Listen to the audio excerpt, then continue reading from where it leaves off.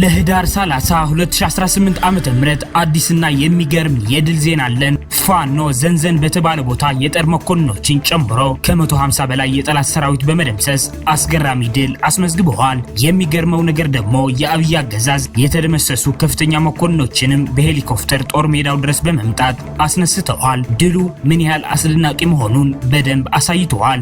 ይህንን አኩሪና አስደሳች የዘንዘን መረጃ እንዳይመልጣችሁ እስከ መጨረሻው ደቂቃ ድረስ ከኛ ከ5 ደቂቃ ሚዲያ ጋር አብራችሁን ቆዩ፣ እናስደምጣችኋለን። ቪዲዮውንም ለብዙ ሰው እንዲዳረስልን 5 ደቂቃ ሚዲያን ላይክ በማድረግ እንድታግዙን እንጠይቃለን። እናመሰግናለን። ከተወሰኑ ኃይሎች ጋር ንግግር ጀምረናል፣ ድርድር ጀምረናል። ይሄኛ ፕሮጀክት አይደል። እኔና የመመራው ኃይል እኔና ጓደኞቼ የምናውቀው ነገር የለም። እስከዚህ ግልጽት ከአንድም መንግስታዊ ኃይል ጋር ወይም ከአንድ መንግስት ውስጥ ካለ ግለሰብ ጋር እንኳን ስለ ድርድር ተነጋግረን አናውቅም። ይቻላል ብለንም አናምንም። ሰበር ዜና። ጤና ይስጥልን ውድ የ5 ደቂቃ ሚዲያ ተከታታዮች፣ የዕለቱ አዳዲስ የፋኖ ትግሎችና አንኳር ነጥቦች በዚች በ5 ደቂቃ ጊዜ ውስጥ አጠር አድርገን ልናቀርብላችሁ መጥተናል። በቅድሚያ አርዕስተ ዜናዎች እናስደምጣችሁ። ፋኖ በአጋቾች ላይ አስተማሪ እርምጃ ወስደዋል። ተጨማሪ ያለን ታደምጡታላችሁ። አፋብኃ በላይ ዘለቀ እዝ 3ኛ ኮር አያሌው ብሩ ክፍለ ጦር በጠላት ላይ ከፍተኛ ድል እየተቀዳጀ ይገኛል ሲል አርበኛ አብርሃም አያሩ ገልጸዋል። ተጨማሪ የስልክ ጥሪ አለ፣ እናስደምጣችኋለን። ከፈለገ ብርሃን ጥቂት ርቀት ተጉዘ ጭዬ ወንዝና ባድማ ጫካ ላይ ፋኖ አስገራሚ ድል አስመዝግበዋል። ተጨማሪ ያለን ታደምጡታላችሁ።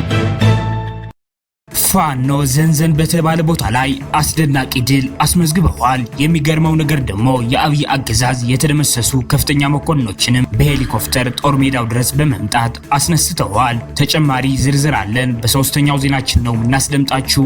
አብራችሁን ቆዩ። የአማራ ህዝባዊ ትግሉን የምትደግፉ ውድ አድማጭ ተመልካቾቻችን ቪዲዮውን ላይክ፣ ቻናሉን ሰብስክራይብ እንዲሁም በኮሜንት ድል ለአማራ ጀግኖች እያላችሁ ለህዝብ ብለው ጫካ ለገቡ አርበኞች እንድታበረታቱ ዘንድ በአክብሮት እንጠይቃለን። እናመሰግናለን። በቀጥታ ወደ መረጃዎች አለፍኩኝ። እስከ መጨረሻው ድረስ ከኛ ጋር ቆዩ።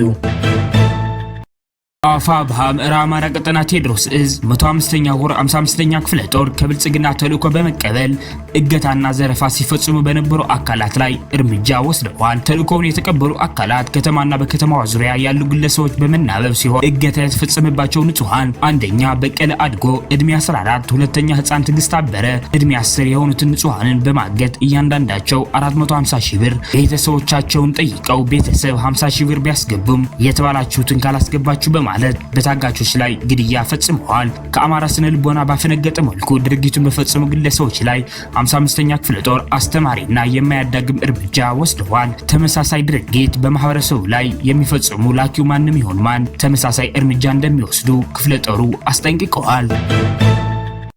አሁን ሁለተኛው ዜናችን እናስደምጣችኋለን። ከዚህ በመቀጠል በሶስተኛው ዜናችን ከፍተኛ መኮንኖች የተደመሰሱበት የዘንዘን ድል እናስደምጣችኋለን። አብራችሁን ቆዩ።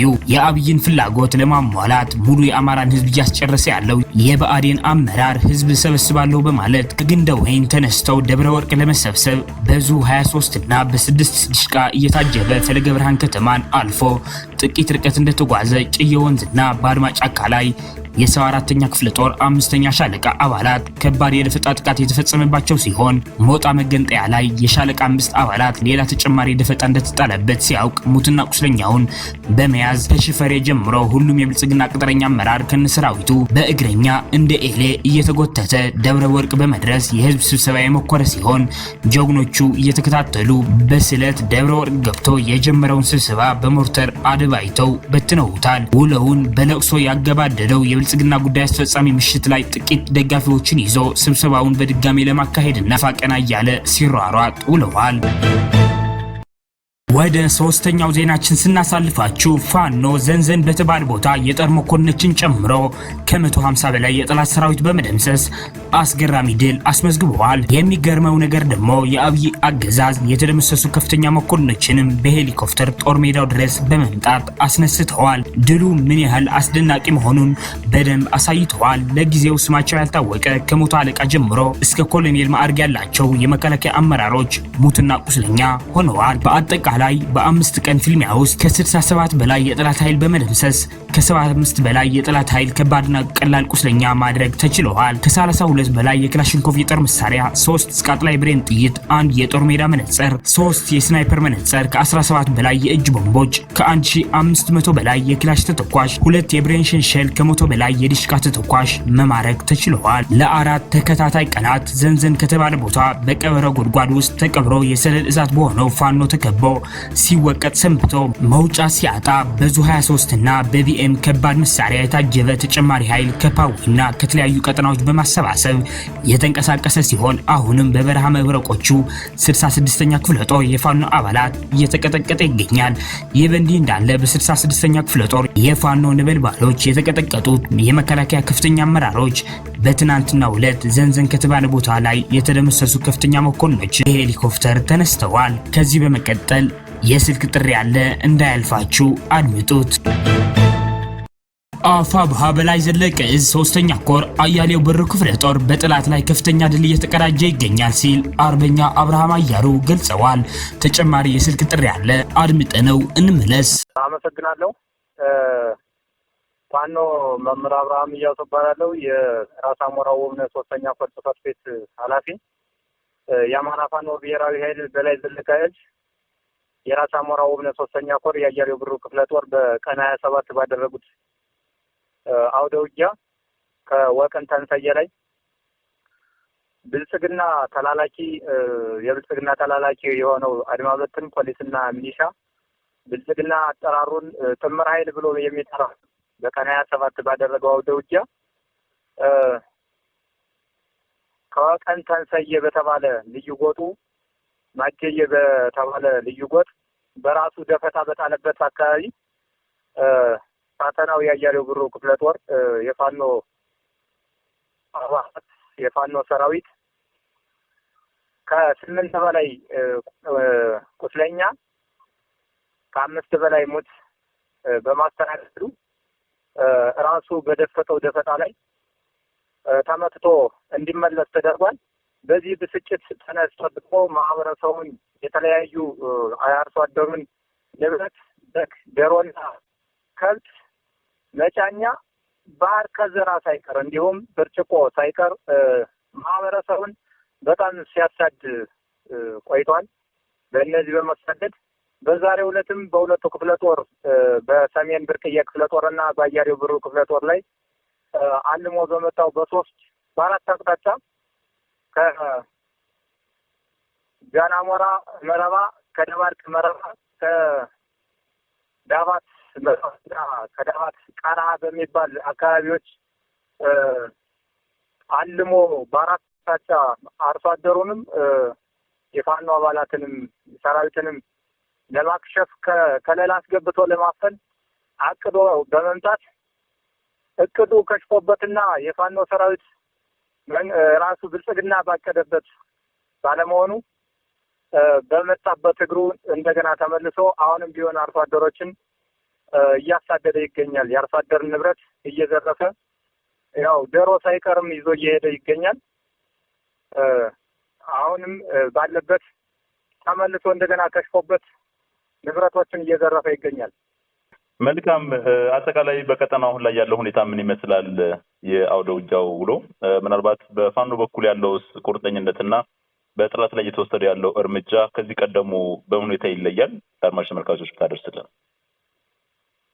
መልካም። የፋኖ ቁርጠኝነቱ ያው እስካሁንም በነበረበት አሁንም ቁርጠኝነቱ እንደቀጠለ ነው። ምናልባት እንግዲህ መንግስት ማለት ብልጽግና መንግስት እንኳን የለም ብልጽግና ብለን የምንጠራው አንዳንድ ሌባዎች የፋኖ አባላት ምረት ይገባሉ ብሎ ያስባል። እነሱን በተለያየ ሚዲያ እየተሳሳተ የሆነ ነገሮች ማለትም ፋኖ የለም ከዚህ ፋኖ ሌቦች ብቻ ነው ያሉ እያለ ሚዲያ ይለቃል። ነገር ግን እሱ በሚያቅደው ልክና እሱ በሚሰራው ልክ ሳይሆን ፋኖ ተደራጅቶ ያለውን ልኩን እያሳየው እስከሆነ ድረስ ፋኖ ባለበት አካባቢ ወይም ደግሞ ቀጠናዎች ለማህበረሰቡ የቅርብ ደራሽ ሆኖ ለማህበረሰቦች ስራዎችን እየሰራ ይገኛል። ቁርጠኝነቱም እስከ መጨረሻ ቁርጠኝነቱንም እያሳየ መሆኑ ግልጽ ነው። በንጹሃን ላይ የሚደርሰው ያገዛዙ ጥቃት ምን ይመስላል? እንዴት ነው የሚገለጸው? በቀጠናው ሽንፈት ሲገጥመው ብዙ ጊዜ ቀደም ሲል ለማንሳት ሞክራል። የአርሶ አደሩን ሀብት ንብረት የመዝረፍ፣ የማውደም፣ የመድፈር፣ የመግደል፣ የመረሸን ሁሉ ጥፋቶችን ይፈጽማልና በዚህ ቀጠና እያደረሰ ያለው ውድመት ምንድነው የሚመስለው? በደንብ ብትገልጸው። መልካም። በዚህ ቀጠና የሚያደርገው ይሄ የብልጽግና ተላላኪዎች የሚያደርጉት ሽንፈት በሚደርስባቸው ሰዓት የፋኖ ቤተሰብን ከብት ንብረት እንዲሁም የማንኛውም ዝም ብሎ መረጃ ይኖር አይኖር ይወስዳሉ። እርጉዝ እንኳን ዛሬ ነገ ትወልዳለች እየተባለ የምትጠበቅ እናት እያጋፉና እያዳፉ እየወሰዱ የግድ ለማህበረሰቡ ከፍተኛ ጫና እያደረሱ ይገኛሉ። ለማህበረሰቡ መጥተውም ማህበረሰቡን በምግብናም እያሰቃዩት ይገኛሉ። ያለውን ንብረት እየደፉ እንግዲህ የማህበር ጠላ እንኳን አልቀረም። የማህበር ጠላንም እስከ መድፋት ድረስ ደርሰዋል። ይሄ እንግዲህ የብልጽግና ተላላኪ የሚያደርገው ግፍና በደል ለአማራ ሕዝብ ጭቆና እየፈጠረ ይገኛል።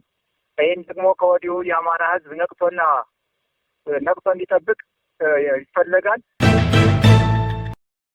የአገዛዙ ስልጣን አስጠባቂ ተቅበዝባዥ አራዊት ሰራዊት ትናንት ጠዋት ምስራቅ ወለጋ ዞን ኪራም ወረዳ ወደ ባጊን ቀበሌ በሶስት አቅጣጫዎች መግባቱን ተከትሎ በከባድ መሳሪያ የታገዘ ጦርነት ተቀስቅሷል። በኪራም ወረዳ የሚንቀሳቀሰው በሻለቃ ሀብታም ጥላሁን የሚመራው ይበልጣል መኮንን አዲስ ዓለም ክፍለ ጦር የአገዛዙን አራዊት ሰራዊት በሚገባው ቋንቋ እያናገሩት ይገኛሉ። በትናንትናው ዕለት ሊሙ ገሊላ ወረዳ ዋጃ ቀበሌ የገባው አራዊት ሰራዊት በህዝባችን ላይ ማፈናቀልና የንብረት ውድመት እያደረሰ ይገኛል። ተጨማሪ መረጃ ሲደርሰን እናስደምጣችኋለን።